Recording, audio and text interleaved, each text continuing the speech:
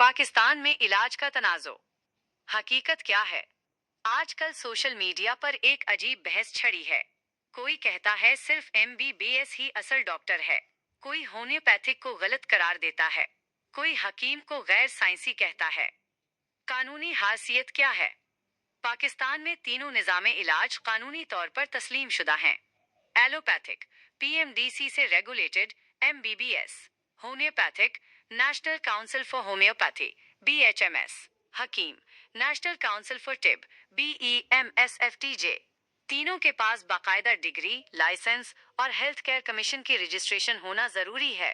कानून की नज़र में डिग्री याफ्ता और रजिस्टर्ड शख्स एक क्वालिफाइड प्रैक्टिशनर है। असल मसला कहाँ है? मसला निजाम में नहीं बल्कि रवैयों में है।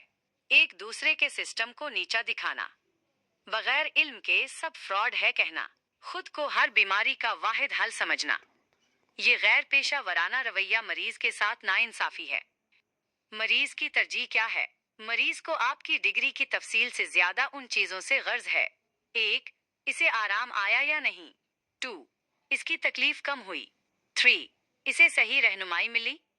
मरीज अपनी हिफाजत कैसे करे?